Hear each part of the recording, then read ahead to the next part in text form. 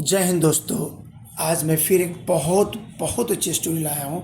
यूँ समझ लीजिए कि आज की स्टोरी सुनने के बाद आपको बहुत कुछ मोरल थिंग्स मिलने वाली है। और आज की स्टोरी बिल्कुल मोरल बेस्ड है और हमारे और आपकी ज़िंदगी से सीधे जुड़ी हुई है कि किस प्रकार से अगर कोई सच्चा प्रेम करने वाला है वह निस्वार्थ प्रेम करता है बगैर किसी रिटर्निंग का। उसे किसी तरह का रिटर्निंग की उम्मीद नहीं होती है और बस वो प्यार करते जाता है। तो आज की स्टोरी में भी जो भी टेंसेज है वो सब करने वाले हैं, जो भी वर्ड्स हैं उसकी हिंदी बताने वाला हूँ और सारे कुछ डिटेल्स हम लोग करने वाले हैं। एक एक वर्ड की हिंदी बताऊँगा। बिलीव मी माय दोस्त, बस 5 मिनट आप वीडियो के साथ बने रहिए और आप बहुत कुछ सीख कर जाने वाले हैं। चलिए गाइस, इस कहानी के शुरू करते हैं। कहानी हमारा the wise old tree. The एक डेफिनेट आर्टिकल है जिसका कोई खास मीनिंग नहीं होता है।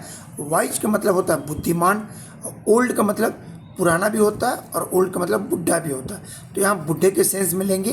द वाइज ओल्ड ट्री, पेड़ मीन्स बुद्धिमान बूढ़ा पेड़, मीन्स एक बुद्धिमान बूढ़ा पेड़। क्या कहानी है गाइस, किस पेड़ की कैसे कैसे कहानी है, चलिए इसको देखते हैं। वंस अपॉन अ टाइम एक फ्रेज है गाइस जिसका मतलब होता है कुछ बहुत समय पहले की बात है या एक समय की बात है। वंस अपॉन अ टाइम एक समय की बात है। इन अ क्वाइट विलेज, इन ए में एक क्वाइट मैंने शांत विलेज, एक शांत गांव में there stood a huge old tree in the middle of the field. एक शांत गांव में, देयर गाइज जो एक सेंटेंस की शुरुआत में लगता है उसको कोई मीनिंग नहीं होता और सिर्फ एक सेंटेंस शुरू करने के लिए होता है। स्टैंड का सेकेंड फॉर स्टूड यानी सिंपल पास्ट में वर्ब का दूसरा फॉर्म। द स्टूड यानी कि खड़ा था, अ ह्यूज एक बड़ा, ओल्ड माने पुराना, ट्री माने पेड़, इन द मिडिल के बीच में ऑफ द फील्ड यानी फील्ड के बीचों बीच में एक पुराना पेड़ खड़ा था। एक शांत सा गांव में एक पुराना पेड़ फील्ड के बीचों बीच में खड़ा था। ओके गाइस, आगे देखते हैं क्या कहता है। एवरी डे प्रत्येक दिन children would come and play under its shade. Every day प्रत्येक दिन, चाइल्ड मैंने गाइस बच्चा और चाइल्ड के सेकेंड प्लूरल होता है चिल्ड्रेन। तो बच्चे वुड केम आते थे, एंड प्ले और खेलते, अंडर इट्स शेड प्रत्येक दिन बच्चे गांव के वहाँ आते और इसके छाँव में खेलते थे। द क्लिम्ड इट्स ब्रांचेस, दे क्लिम्ड, क्लिम्ड का मतलब गाइस होता है चढ़ते थे, चढ़ जाना।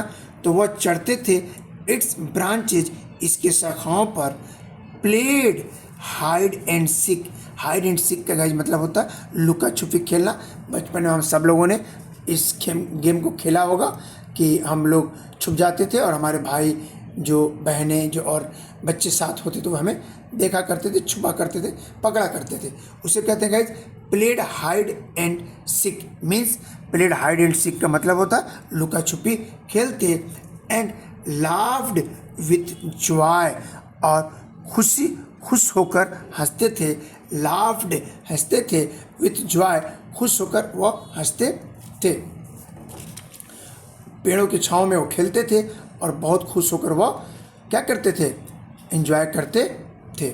वन डे एक दिन, a boy came running to the tree. One day एक दिन, अ बॉय एक लड़का, कम का सेकेंड फॉर्म गाइस केम आया, रनिंग, रनिंग का मतलब गाइस दौड़ते हुए, टू द ट्री ट्री के पास, एंड और सेड कहा, ट्री पेड़, आई एम हंग्री पेड़ भाई मैं बहुत भूखा हूँ, आई एम हंग्री। क्या जवाब पेड़ देता है गाइस, देखिए। The tree replied gently, gently guys मतलब मुस्कुराते हुए, सहानुभूति पूर्वक, खुशी पूर्वक। द ट्री पेड़, रिप्लाइड सिंपल पास्ट है, रिप्लाई का सेकेंड में उत्तर दिया, जेंटली मुस्कुराते हुए पेड़ ने उत्तर दिया। Take my fruits dear children, मेरे प्यारे बच्चों, टेक माई फ्रूट्स मेरे फल को ले लो या खा लो। गाइस टेक का मतलब लेना भी होता है और यहाँ सेंस आता है खाने का। तो यहाँ कहेंगे, पेड़ कहता है कि मेरे प्यारे बच्चों मेरे फल को खा लो। The boy ate the fruits and went away happily. The boy लड़का, इट का सेकेंड फॉर्म गाइज एट खाया, सिंपल पास्ट टेंस, सब्जेक्ट के बाद वर्ब का दूसरा फॉर्म। बच्चे ने उसे आराम से खाया, फल को फ्रूट्स, एंड और वेंट, गो का सेकेंड फॉर्म वेंट, चला गया, अवे हैप्पीली, और वहाँ से वह खुशी खुशी चला गया, खाया और वहाँ से चला गया। As time passed guys, as time passed एक फ्रेज है जिसका मतलब होता है समय बीतता गया। As time passed the boy grew older, जो बच्चा था, जो लड़का था, वह बूढ़ा होता गया। ग्रो का सेकेंड वर्ड ग्रेव, तो समय बीतता गया और वह बच्चा जो कभी पेड़ के छांव में आगे खेलता था वह बूढ़ा होता गया, बड़ा होता गया, उसके साथ वह एल्डर होता गया। ही स्टॉप्ड प्लेइंग, उसने खेलना बंद कर दिया। अंडर द ट्री, वह पेड़ के नीचे अब आकर खेलना बंद कर दिया। वन डे, एक दिन, ही केम बैक लुकिंग सैड, एक दिन ही कैम बैक, वह वापस आया, कम का सेकेंड में गाइस केम आया, लुकिंग सैड उदास था, देखने में उदास लग रहा था, उसके चेहरे मुरझाए हुए थे। अब क्या कहता है, आई नीड मनी, वो बच्चा आता है और पेड़ से कहता है आई नीड मनी, मुझे पैसे की ज़रूरत है। ही सेड, उसने कहा पेड़ को कि भाई मुझे पैसे की ज़रूरत है। देखिए वो जब जब आता है पेड़ ने उसे हमेशा कुछ ना कुछ देता है। अब कहता है I need money, he said. The tree replied, पेड़ ने मुस्कुराते हुए उत्तर दिया, टेक माई ब्रांचेस, मेरे ब्रांचेस को काट लो, ले लो, सेल देम, उन्हें बेच दो, एंड मेक मनी, और पैसे बना लो। तुम्हें पैसे की कमी है तो मेरी टहनियाँ काट लो, उन्हें बेच दो और उससे पैसे बना लो। The boy cut off the branches and left, बच्चे ने ब्रांचेस को काटा और वह एंड लेफ्ट, लेफ्ट मतलब वहाँ से वह चला गया, अपनी ज़रूरत उसकी पूरी हो गई, उसने काटा और वहाँ से वह चला गया। Years later, years later guys मतलब होता है फिर कुछ साल बाद, फिर कुछ साल बाद। नाउ अ टायर्ड मैन, एक थके हुए व्यक्ति की तरह, केम अगेन, फिर वापस आया और बोला I need a house, he said, फिर उसने कहा मुझे एक घर की ज़रूरत है, और उस बार वापस थका हुआ आता है और कहता है कि मुझे अब एक घर की ज़रूरत है। द ट्री सेड, पेड़ ने कहा, trunk and build your house, cut my trunk, trunk means guys तना, ट्रंक मीन्स तना, कहता है कट माई ट्रंक, मेरे तने को काट लो, एंड बिल्ड, बनाओ, योर हाउस, और अपनी घर बना लो। पेड़ ने अब तक उसे कभी भी उदास नहीं किया, जब भी आया जिस चीज़ को उसने मांगा पेड़ ने हंसते हुए उसे सब कुछ दिया। The man did show, did show का मतलब वह व्यक्ति ने ऐसा ही किया, एंड वेंट अवे, और फिर अब वहाँ से चला गया, उसने उसके ट्रंक को काटा और वहाँ से वह चला गया। Many years past, many years past guys, बहुत साल बीत गए, बहुत साल बीतने के बाद।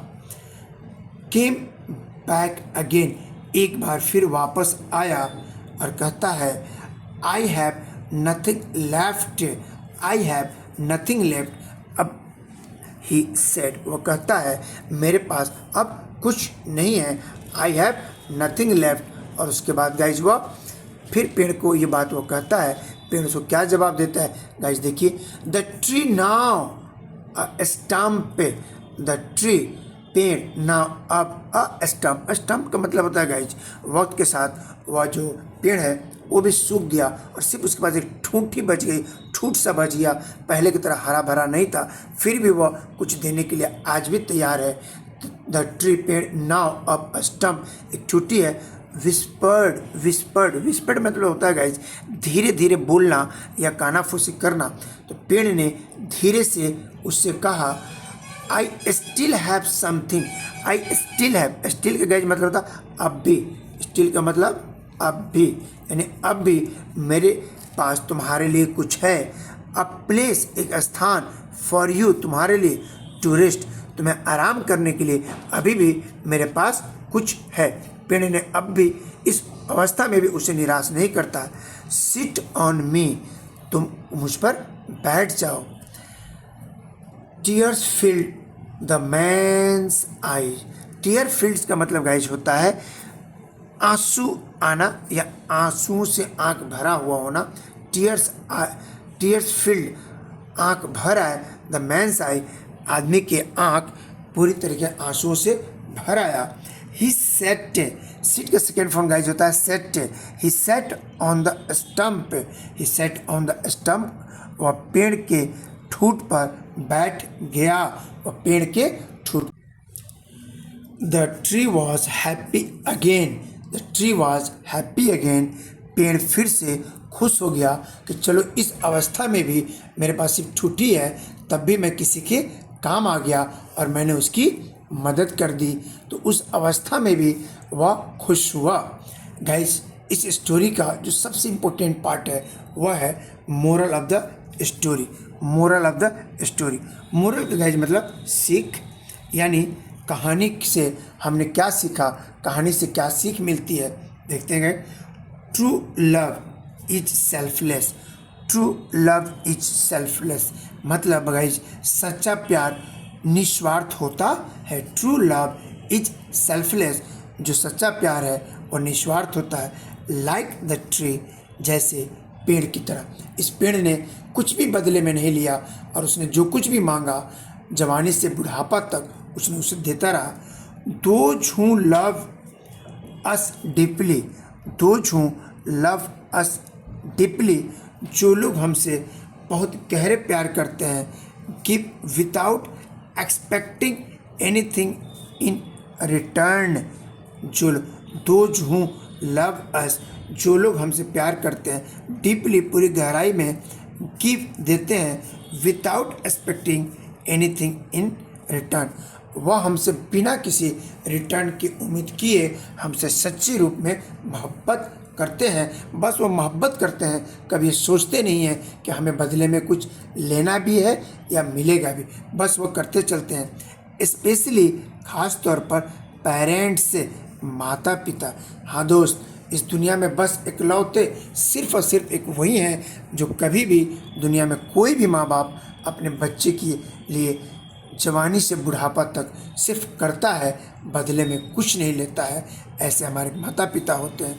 लेकिन इसी हमारे समाज में ऐसे बहुत बच्चे हैं जो अपने माँ बाप को इंसल्ट करते हैं, उनकी इज्जत नहीं करते, उनका ख्याल नहीं रखते। तो क्या कह रहे गाइस, ऑलवेज वैल्यू देम, हमें हमेशा हमेशा उन्हें इज्जत, वैल्यू, मोहब्बत देना चाहिए जो हमारे माता पिता हैं, और वो सभी जो हमें इस लायक बनाए हैं कि आज हम कुछ हैं। तो गाइज, ये थी एक छोटी सी स्टोरी और आई होप सो कि ये स्टोरी आपको अच्छी नहीं बहुत अच्छी लगी होगी। गाइज, मेरा स्टोरी समझाने का तरीका अगर आपको अच्छा लगा हो तो प्लीज़ लाइक कर दीजिए। यूट्यूब पर देख रहे हैं पहली बार तो चैनल को सब्सक्राइब कर दीजिए। फेसबुक पर हैं तो पेज को फॉलो कर दीजिए। मैं अंसारी सर अपने दिल्ली इंग्लिश क्लासेस के इस प्लेटफॉर्म पर इंग्लिश के सभी कुछ पढ़ना, लिखना, बोलना फ्री ऑफ कॉस्ट लेकर आता हूँ। सो अब घर बैठे रहिए, मुस्कुराते रहिए, अंग्रेजी सीखते रहिए। तब तक अपना बहुत बहुत ख्याल रखिए। मिलते हैं फिर एक नए टॉपिक के साथ। Take care, bye bye.